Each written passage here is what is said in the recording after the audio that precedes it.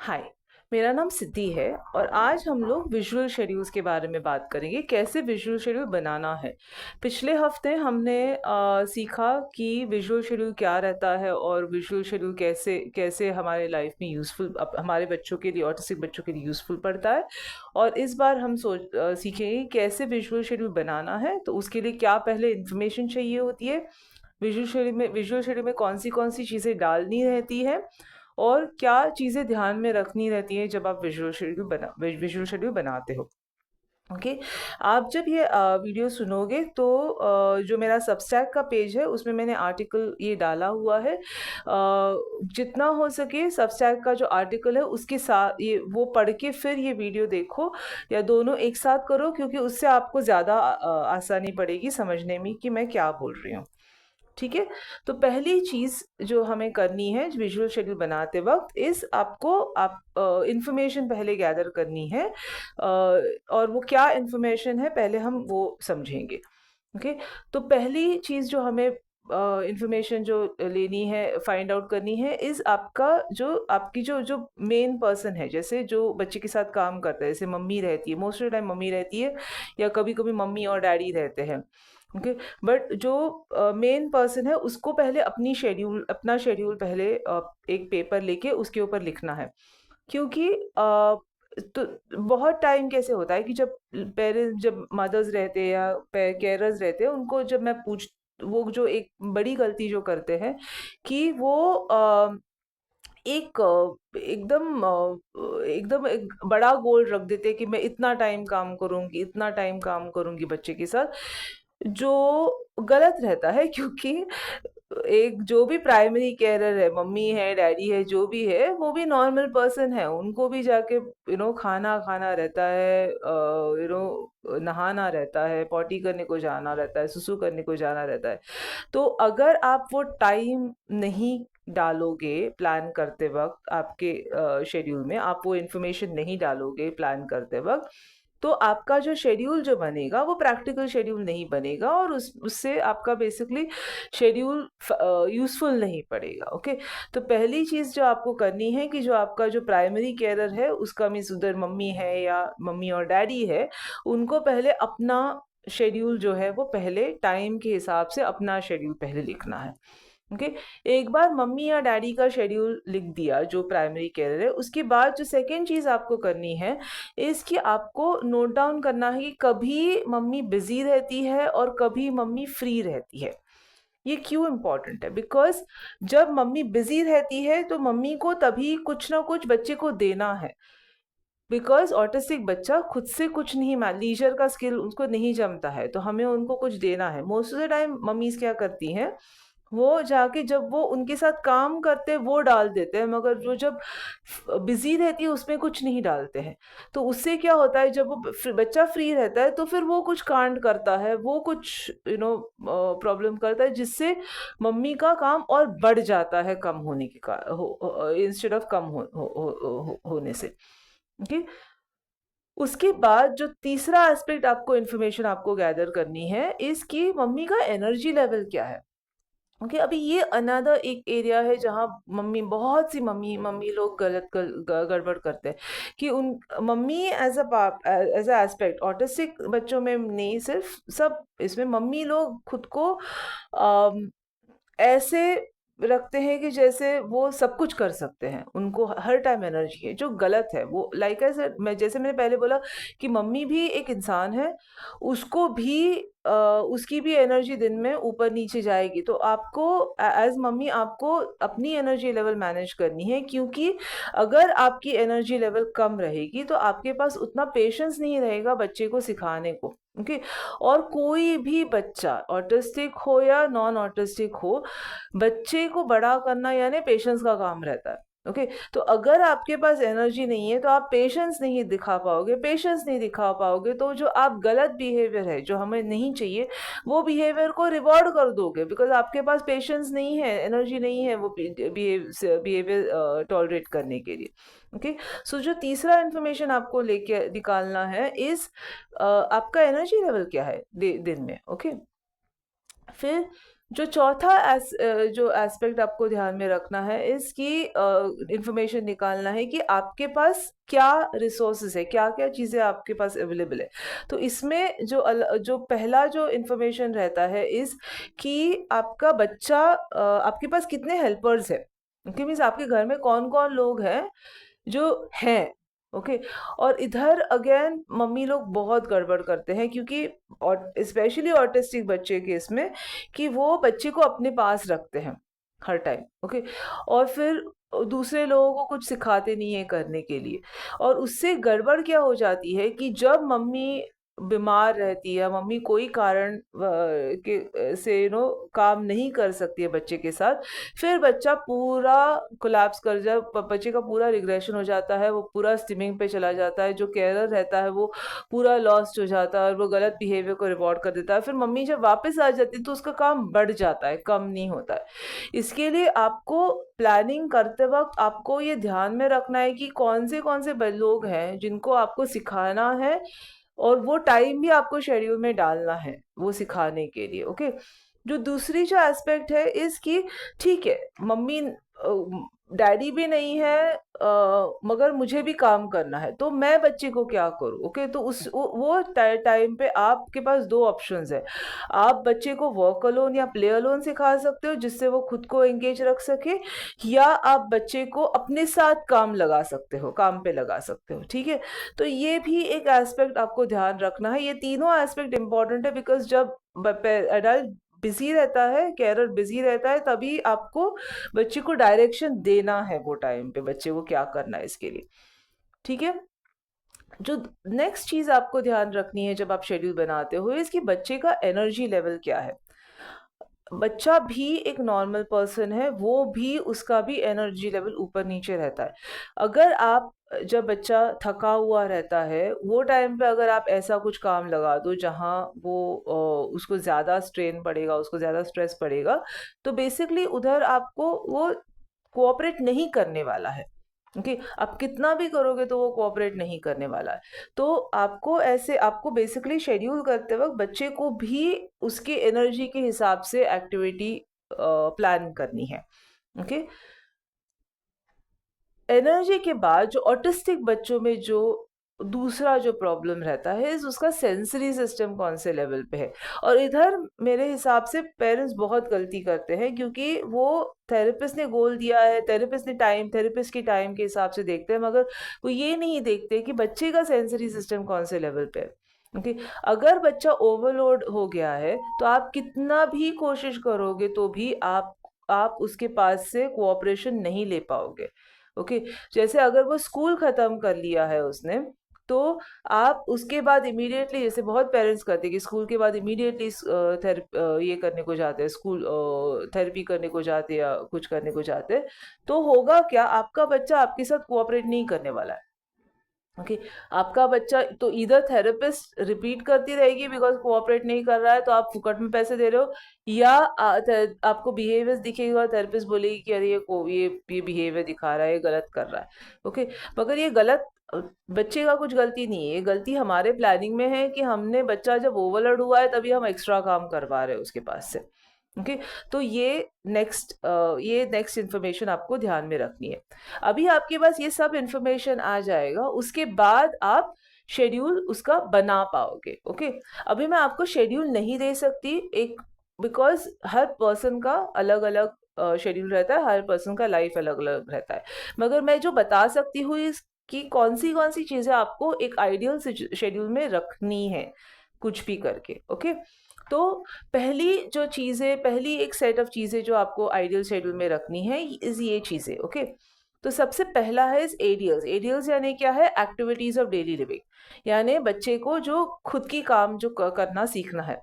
और ये एक जो एरिया है वो मेरे हिसाब से ऑटिस्टिक बच्चों में सबसे ज्यादा निग्लेक्ट हो जाता है, क्योंकि parents generally therapy to therapy ज्यादा भागते हैं, तो वो भागने में वो टाइम नहीं देते हैं लाइफ स्किल्स सीखने को, एडीएल सीखने को।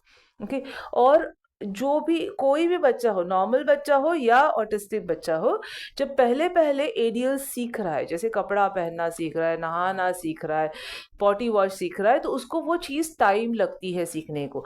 तो जो चीज़ आप 5 मिनट में अभी एज अ अडल्ट करते हो, वो चीज़ जब आप सीख रहे होते तो उसको वो चीज़ सीखने में एटलीस्ट 2 to 3 टाइम्स टाइम वो लगता है।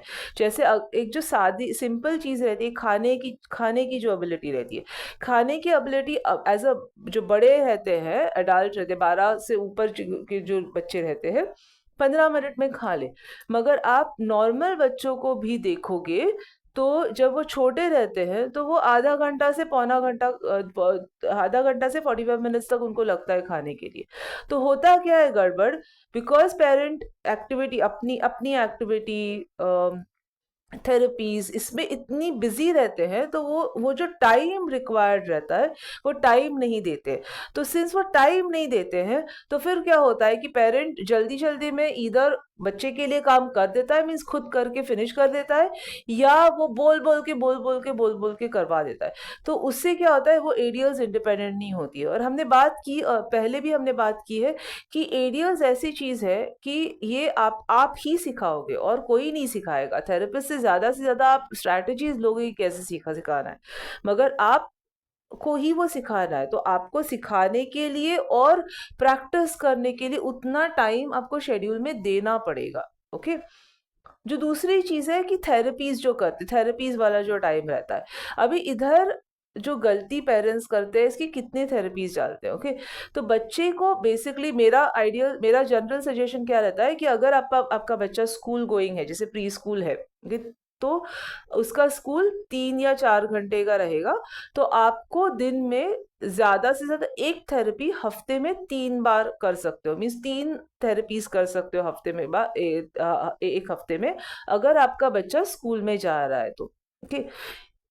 और मैं बाद में एक्सप्लेन करूँगी कि क्यों है, बट ये मेरा ग्राउंड रूल रहता है। अगर आपका बच्चा सिर्फ थेरेपीज कर रहा है तो दिन में सिर्फ 2 घंटा थेरेपीज होना चाहिए, उससे ज्यादा नहीं होना चाहिए, हफ्ते के 5 दिन। ओके। अगर आपका बच्चा 8 घंटे का स्कूल अटेंड करता है, तो जनरली फिर उधर आपको बच्चे के साथ बात करके या बच्चे को ऑब्जर्व करके आपको समझना पड़ेगा कि बच्चा 8 घंटे के बाद थेरेपी ले पाएगा या नहीं ले पाएगा। क्योंकि थेरेपी जो रहती है वो आपकी सिखाने का टीचिंग पॉइंट रहता है, तो वो एक डिमांड सिचुएशन है। आप बैक टू बैक अगर थेरेपी करोगे तो बच्चा ओवरलोड हो जाएगा। स्कूल के बाद थेरेपी करोगे तो अगेन स्कूल एक बड़ा ओवरलोड का सोर्स रहता है। ओके। सेंसरी ओवरलोड का सोर्स रहता है, तो आपको थेरेपी का टाइम भी वैसे आपको मैनेज करना पड़ेगा। ओके। तीसरा जो पार्ट आपको शेड्यूल में रखना है इज एक्सरसाइज। अभी जब मैं एक्सरसाइज बोल रही हूँ तो मैं ओटी नहीं बोल रही हूँ, क्योंकि ओटी के एक्टिविटीज में जनरली आप कमांड्स देते हो, आप बच्चे को थिंकिंग करवाते हो, आप बच्चे को मोटर प्लानिंग करवाते हो। ओके। जब मैं एक्सरसाइज बोल रही हूँ तो मैं एक्सरसाइज बच्चे को शांत करने के लिए, काम डाउन करने के लिए, उसको रिलैक्स करने के लिए मैं बोल रही हूँ। तो उसका मीनिंग क्या है, जो वो एक्सरसाइज रहता है वो एक्सरसाइज ऐसा होना चाहिए जिसमें कुछ कमांड नहीं है और वो रेपिटेटिव है। तो मेरे हिसाब से जैसे वॉक, वेट्स पहन के वॉक करना, या 4-5 जो कोर वाले एक्टिविटीज रहते हैं, वो कोर और रेजिस्टेंस वाले एक्टिविटीज आप रिपीट करते रहो दिन में, वो एक्सरसाइज गुड। अभी जब एक्सरसाइज आप करते हो तो दिन में बच्चे को 1 से 2 घंटा एक्सरसाइज होना जरूरी है। ओके। क्योंकि उससे ही वो शांत रहेगा। और बच्चे की उम्र के हिसाब से वो एक टाइम पे आप कितना एक्सरसाइज करते हो, वो फर्क वो चेंज होता है। जैसे छोटा बच्चा रहता है, अराउंड 12 साल की बिलो जो बच्चा रहता है, वो जनरली दिन में 3 बार आधे आधे घंटे के बैचेस में एक्सरसाइज उसको बेनिफिट करता है, क्योंकि वो एक्सरसाइज की जो बेनिफिट्स रहता है वो टेक ओवर कर नहीं सकता है। तो अगर आप सुबह आधा घंटा करोगे, उसके बाद फिर स्कूल का स्ट्रेस वो ले पाएगा। स्कूल के आने के बाद अगर आप आधा घंटा करोगे तो फिर वो स्कूल का जो स्ट्रेस है वो थोड़ा रिलैक्स हो जाएगा, और उसके बाद फिर वो रेडी हो जाएगा शाम के टाइम के लिए। शाम के टाइम रात को सोने के पहले आधा घंटा करोगे तो फिर वो रात को रिलैक्स होके सोएगा। बट जैसे बच्चा बड़ा हो जाता है 12 साल के ऊपर, तो फिर आप 1 घंटे का एक्सरसाइज टाइम डाल सकते हो, बिकॉज वो मैनेज कर पाते हैं वो चीज़ें, वो जो बेनिफिट्स रहते हैं एक्सरसाइज के, वो टेक ओवर कर पाते हैं। ठीक है। जो दूसरी फिफ्थ चीज जो आपको शेड्यूल में पक्का डालनी है इज वर्क अलोन। अभी वर्क अलोन बहुत बहुत बहुत इंपॉर्टेंट है, क्योंकि आपको ये ध्यान में रखना है कि आपका सिर्फ सिखाना कोई भी स्किल, स्पेशली ओटी में और एकेडमिक्स में, वो इनफ नहीं है। आप अगर आपने बच्चे को से सीक्वेंसिंग सिखाया है 1 to 10, ठीक है, उसको 1 to 10 समझ में आता है, वो आप सामने बैठते हो तभी 1 to 10 करता है, मगर वो 1 to 10 अगर खुद से लिख नहीं पाता है, अकेले जब आप नहीं हो तभी भी नहीं लिख पाता है, और या सीक्वेंस नहीं कर पाता है, तो वो एक्टिविटी का कुछ वो रीच नहीं, फिनिश नहीं हुई एक्टिविटी, कंप्लीट नहीं हुई एक्टिविटी। ओके। तो हर एक एक्टिविटी जो आप सिखाते हो ओटी में और इसमें पढ़ाई में, आपको उसको ये लेवल तक लेके जाना है कि जहां वो वर्क अलोन में वो एक्टिविटी कर पाए। ठीक है। लास्ट वाला जो चीज आपको शेड्यूल में पक्का डालना है इज सोशलाइजेशन, यानी बच्चे को दूसरे लोगों से मिलने के लिए टाइम देना। ओके। ये क्यों इम्पोर्टेंट है? क्योंकि ऑटिज्म बाय डेफिनेशन एक सोशल डेफिसिट है, और बहुत टाइम ऐसे होता है कि पेरेंट्स थेरेपी टू थेरेपी भाग घूम जाने के इसमें उनको बच्चे को खेलने को देने के लिए टाइम नहीं मिलता है, तो वो एक गलत है। दूसरा जो एंड रहता है इस पेरेंट्स, अगर मैं पूछूंगी कि गार्डन जाता है, तो हाँ गार्डन जाता है, मगर कितना टाइम जाता है, 1.5 आवर जाता है या 2 घंटा जाता है, और ऊपर आने को तैयार नहीं रहता है। अगेन वो भी गलत है, क्योंकि बच्चा, ऑटिस्टिक बच्चा, एक उसका बैंडविड्थ सोशलाइजेशन का बहुत शॉर्ट रहता है। 30 मिनट से ज्यादा अगर वो सोशलाइजेशन करे तो ओवरलोड हो जाएगा। ओवरलोड हो जाएगा तो आपको क्या दिखेगा कि वो फिक्सेट हो जाएगा, रिजिड हो जाएगा, और फिर वो वापस आने को तैयार नहीं रहेगा। तो आपके शेड्यूल में सोशलाइजेशन का टाइम होना चाहिए बच्चे के लिए, मगर वो आधे घंटे से ज्यादा नहीं होना चाहिए। ठीक है।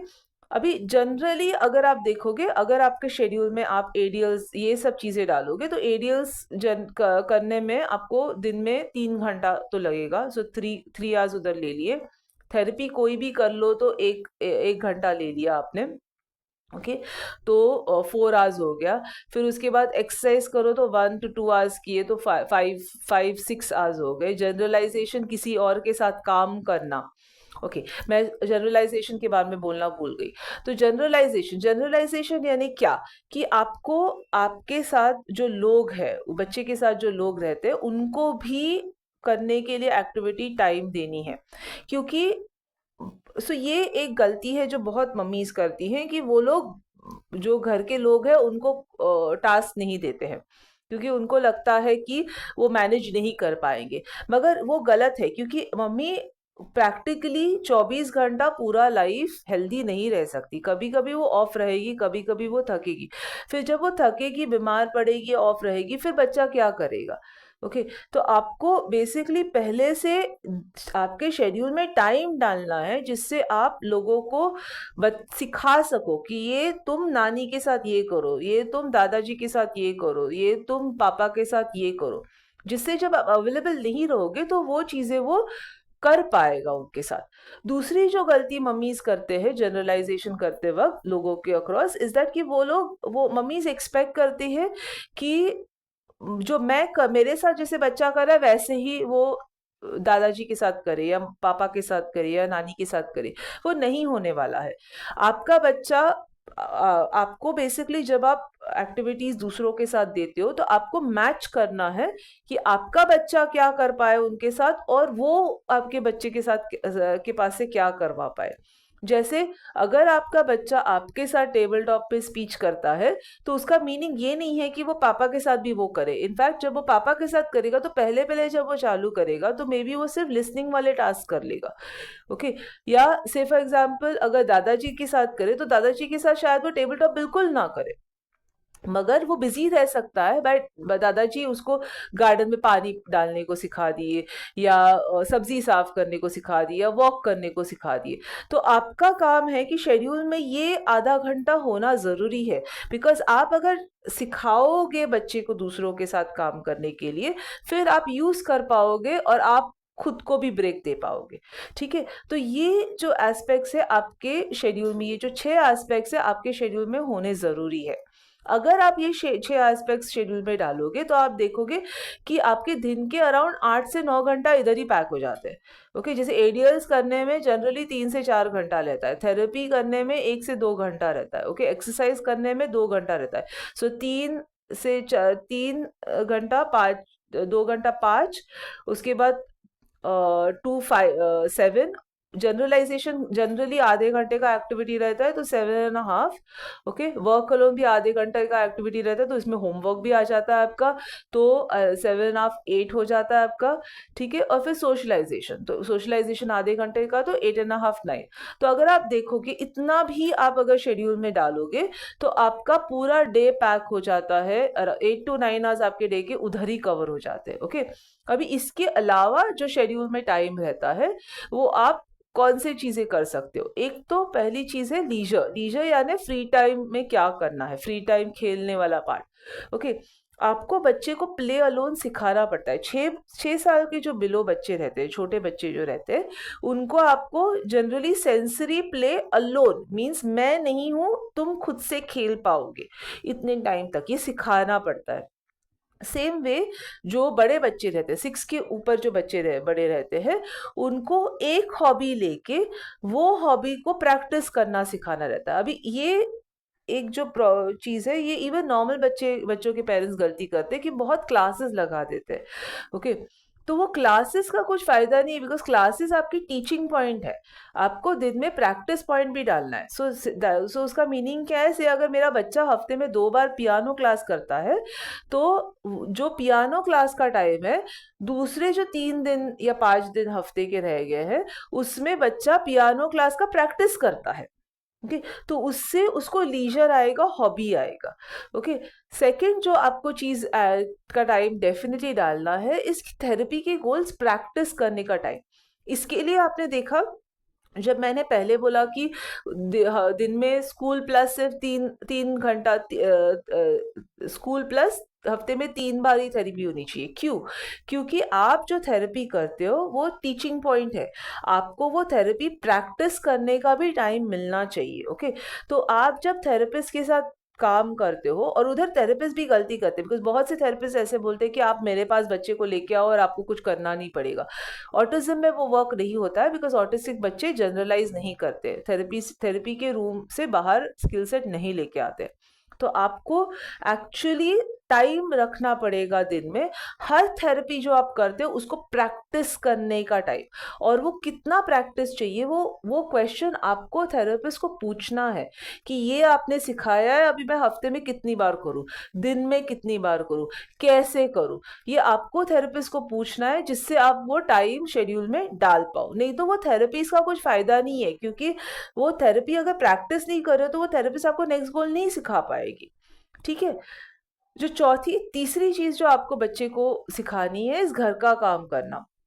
क्योंकि ऑटिस्टिक बच्चों को जनरली घर का काम बहुत पसंद आता है, और मम्मीज जनरली ये कंप्लेन करती कि जब वो बिजी रहती है तो वो बच्चे को ऑक्यूपाइड नहीं रख पाती है। तो सबसे आसान जो चीज है इसकी आप बच्चे को उसकी उम्र के हिसाब से जो घर का काम है वो सिखाओ। जैसे 3 साल के बच्चे हैं, वो बर्तन लगा सकते हैं, सूखे हुए कपड़े निकाल सकते हैं। 5 या 6 साल के बच्चे हैं, वो सब्जी साफ करने को बैठ सकते हैं लोगों बच्चे पेरेंट के साथ, रोटी बेल सकते हैं, रोटी नहीं बेल सकते सॉरी, सब्जी साफ कर सकते हैं, कपड़े फोल्ड कर सकते हैं। तो आप अगर बच्चे को अपने साथ ये काम में लगाओगे तो बच्चा आपका बिजी भी रहेगा, और आपको कुछ एक्स्ट्रा काम नहीं करना पड़ेगा, आपका बच्चा कांड नहीं करेगा वो टाइम पे। ठीक है, जो चौथी चीज बच्चे को सिखानी है इज वेटिंग करना। ये एक चीज है बहुत से पेरेंट्स नहीं सिखाते, और उसके कारण क्या होता है कि पेरेंट्स कंप्लेन करते कि मैम मैं सुसु करने को गई, टॉयलेट गई, और वो जाके कुछ कांड किए। क्यों? क्योंकि उसको वेटिंग ही कॉन्सेप्ट नहीं आता है। ओके आपको वेटिंग ऐसा कॉन्सेप्ट है वो सिखाना पड़ता है, अलग एज अ प्रोग्राम सिखाना पड़ता है, 2 मिनट 3 मिनट 4 मिनट 5 मिनट करके। ओके अभी वेटिंग में भी दो टाइप की वेटिंग रहते हैं। कुछ काम रहता है काम करते करते वेटिंग करना, जो वर्क अलोन और प्ले अलोन रहता है, या बिना काम के वेटिंग करना। ये दोनों टाइप आपको सिखानी है सो दैट हम यूज कर पाए वो वेटिंग जब हमें रिक्वायर्ड हो शेड्यूल में। ठीक है, अभी आप ये सब एक्टिविटीज आप डालोगे तो आपका डे मोस्टली पैक हो जाएगा। ओके उसको बच्चे को डायरेक्शन मिलेगा, आपको डायरेक्शन मिलेगा कि बच्चा क्या कर रहा है, और आप बेसिकली बच्चे को बिजी रख पाओगे। बट ये करने के बावजूद आपका ऐसे रहेगा कि बीच बीच में ऐसा कुछ सडनली आ जाता है, जैसे कॉल आ जाता है किसी का, डोर पे कोई आ जाता है, कोई नेबर आ जाता है, तो बच्चे को कुछ देना पड़ता है। तो जब ऐसा सडनली कुछ आ जाता है तो आप बेसिकली फ्री टाइम का कार्ड रखोगे। तो फ्री टाइम का कार्ड इज बेसिकली शेड्यूल के बाजू में आप रखोगे। आप बच्चे को बोलो, और फ्री टाइम में आप ऐसी चीजें रखोगे, एक बॉक्स में ऐसी चीजें रखोगे जो आपको मालूम है कि बच्चे को बहुत पसंद आती है। ओके और तो क्या करना है, से आपके डोर पे कुरियर वाला आ गया है और आपने अभी तक बच्चे को 5 मिनट्स भी वेटिंग सिखाया नहीं है, तो इंस्टेड ऑफ बच्चे को छोड़ने की जगह आप बोल सकते हो, बच्चे को स्टिमिंग का टॉय दे दिया और बोल दिए कि बाबा तुम ये इसके साथ खेलो, मैं कुरियर वाले अंकल के साथ काम कुरियर लेके आती हूँ। तो क्या होगा, बच्चा वो टॉय के साथ खेलता रहेगा, उसको बहुत पसंद आता है वो टॉय, तो ऑब्वियसली इंटरेस्टेड रहेगा बिकॉज उसको वो फ्रीली मिलता नहीं है टॉय। और फिर आप जब आपका कुरियर खत्म हो गया, आप आ गए वापस, तो फिर वो टॉय लेके आप फिनिश करके अपना काम, नेक्स्ट जो काम है वो कर पाओगे। अगर वैसे नहीं करोगे तो क्या होगा, आप वो 5 मिनट के बाद आप आ जाओगे तो बच्चे ने वो 5 मिनट में कुछ कांड किया होगा जो आपको साफ करने में बिजी हो जाओगे आप, और फिर आपका जो शेड्यूल है वो पुश ऑफ हो जाएगा। ठीक है, तो इसके लिए in addition to the schedule एक फ्री टाइम का बॉक्स रखना है और एक फ्री टाइम का कार्ड रखना है। तो जब भी आपको ऐसे लगता है कि बच्चे को 5 मिनट, मुझे मुझे अरे ये सडनली आ गया 5 मिनट चाहिए मुझे, तो आप वो फ्री टाइम का बॉक्स उसको दे दो, उसको बोलो तुम ये 5 मिनट करो, और जब आप रेडी हो उसको वापस लेने के लिए तो फिर आप वो हटा के फिर शेड्यूल में वापस जा सकते हो। ठीक है, अभी ये सब चीजें करोगे तो आपका शेड्यूल लाइक ऐसे शेड्यूल पैक हो जाएगा, टाइट हो जाएगा। मगर जो चीजें ध्यान में रखनी है जब शेड्यूल करते हैं, जो बहुत गलतियां पेरेंट्स जनरली करते हैं, पहली चीज इज पेरेंट्स रिव्यू नहीं करते शेड्यूल। आप जब पहले पहले शेड्यूल बनाते हो तो आपको at the end of the day schedule review करना पड़ता है, आपको देखना पड़ता है कि कहाँ शेड्यूल वर्क हुआ, कहाँ गैप्स आए, कहाँ प्रॉब्लम हुआ, कहाँ बच्चे बच्चे को मैं करवा नहीं पाई। ये क्यों इम्पोर्टेंट है, बिकॉज अगर आप चेक करते रहोगे इनिशियली एवरी डे, फिर आप चेंज कर करके फिर आपका शेड्यूल एक ऑप्टिमल शेड्यूल रहेगा जो आपके और आपके बच्चे के लिए सूटेड है। ओके तो पहला जो चीज आपका इम्पोर्टेंट है शेड्यूल करते वक्त इज रिव्यू करना। सेकंड जो सेकंड थर्ड और फोर्थ करेक्टेड है। ओके सो जब बच्चा बीमार रहता है तो बहुत से पेरेंट्स क्या करते हैं, जब बच्चा बीमार रहता है या अडल्ट बीमार रहता है या वेकेशन रहता है तो पेरेंट्स बच्चे को छोड़ देते हैं। वो गलत तरीका है, क्योंकि आप अगर बच्चे को बीमार रहता है तो छोड़ दोगे तो बच्चा जब बीमार होके फिनिश हो गया, जब वापस आएगा तो आपको बेसिकली ज्यादा एक्स्ट्रा काम करना पड़ेगा बच्चे को रूटीन में लेके आने के लिए। और मोस्ट ऑफ द टाइम बच्चे बीमार रहते हैं मीन्स पूरे पूरे बेड रिडन नहीं रहते हैं, वो लोग मूव अराउंड करते हैं। तो जब बच्चा बीमार रहता है तो आपको क्या करना है कि बच्चे के एनर्जी के हिसाब से उसको एक्टिविटी दो। जैसे अगर वो पूरा सोया हुआ है तो आप उसको मे बी स्लीपिंग डाल दो, मेडिसिन डाल दो। मगर मोस्ट ऑफ द टाइम पूरा सोया हुआ रहता है, वो सिर्फ दिन में एक बीमारी में 15 दिन की बीमारी में एक दिन रहता है। Okay most of the time remaining time पे क्या रहता है, बच्चा मूव अराउंड करता है। तो मूव अराउंड करता है तभी आप जॉइंट एक्टिविटी कर सकते हो, मीन्स उसको अपने काम में लगा दिए, वर्क अलोन कर सकते हो, प्ले अलोन दे सकते हो, वॉक के लिए लेके जा सकते हो इंस्टेड ऑफ एक्सरसाइज। तो वैसे आप उसका शेड्यूल बना के उसको वो दे सकते हो। सेम वे जब एडल्ट बीमार रहता है तो इधर आपने अगर अपने फैमिली मेंबर्स को ट्रेन किया है अलग अलग चीजें करने के लिए बच्चे के साथ, तो फिर आपको फायदा पड़ेगा, बिकॉज जब आप बीमार पड़ोगे तो आप बोल सकते हो कि डैडी आप ये करवाओ, नानी आप ये करवाओ। बिकॉज एक चीज आपको ध्यान में रखनी है कि आप बोलो या ना बोलो, वो डैडी नानी या जो भी है, आप जब बीमार पड़ोगे तो वही उनको देखने वाले।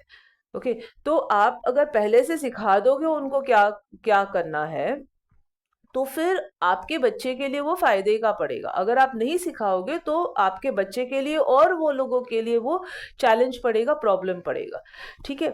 जो तीसरे पार्ट पे जब पेरेंट्स बहुत गलती करते हैं वेकेशन टाइम पे। ओके, वेकेशन टाइम पे सब पेरेंट्स लुखे हो जाते हैं और जाके मजाक करने को चले जाते हैं और शेड्यूल नहीं करते हैं। तो ये एक गलत एटीट्यूड है, क्योंकि बहुत सारी जो थेरेपीज आप करते हो बच्चे के साथ, वो थेरेपीज लाइफ स्किल्स रहती है। जैसे स्पीच है, आपकी कम्युनिकेशन है, वो लाइफ स्किल्स है। तो उसको आपको वेकेशन नहीं देना है। आप वेकेशन में जाओगे तो उसको आपको एक अपॉर्चुनिटी मिलती है कुछ अलग तरीके से वो स्किल्स यूज करने को, सीखने के लिए, ओके, सिखाने के लिए बच्चे को। तो एक वो पार्ट है। सेकेंड जो पार्ट है, विजुअल शेड्यूल क्यों इंपॉर्टेंट है? बिकॉज आपसे अगर होम टाउन गए तो आपका विजुअल शेड्यूल, अगर आप शेड्यूलिंग रखोगे, शेड्यूल बनाओगे, तो आप बेसिकली वो अपॉर्चुनिटी यूज कर रहे हो उसको सिखाने के लिए कि आप दूसरे लोगों के साथ कैसे काम करो। जैसे अगर मैं नानी के घर पे गई तो मैं उसको सिखा, शेड्यूल बना के उसको पर्पसली एक्टिविटी डाल सकती हूँ जो वो नानी के साथ करे या मामी के साथ करे या मामा के साथ करे। उससे क्या होगा कि बच्चा दूसरे लोगों के साथ काम करना सीखेगा। नहीं तो ऑटिस्टिक बच्चों के साथ बहुत टाइम क्या होता है कि बच्चा जब दूसरे कहीं जगह जाता है तो वो मम्मी को ही चिपकता रहता है, और वो लोग भी उसके साथ रेगुलरली काम नहीं करते तो वो भी उसको एंगेज नहीं कर पाते। तो उससे फिर फायदा कुछ नहीं होता है, बच्चे का भी फायदा नहीं होता है, मम्मी को भी रिलैक्स करने को नहीं मिलता है, और जो फैमिली मेंबर्स रहते हैं वो इंटरेस्टेड रहते हैं तो भी वो फ्रस्ट्रेट हो जाते हैं। क्योंकि इसके लिए वेकेशन टाइम में भी आपको शेड्यूल रखना है, और जो शेड्यूल है वो ऐसा शेड्यूल होना चाहिए जो बच्चे को बताए कि तुम क्या करने वाले हो। ओके, नेक्स्ट जो पॉइंट, एक इम्पॉर्टेंट पॉइंट है जो पेरेंट्स को एज थेरेपिस्ट मैंने बहुत देखा है, जो पेरेंट्स को समझना है कि आप अगर चैलेंजिंग बिहेवियर देखोगे, जो पेरेंट्स कंप्लेन करते हैं बच्चों के बारे में कि ये करता है रिपीटेडली, ये करता है repeatedly, out of 9 out of 10 times जब मैं पेरेंट्स को पूछती हूँ कि ये कभी करता है, मैंने देखा है कि वो तभी करता है जब पेरेंट बिजी रहता है।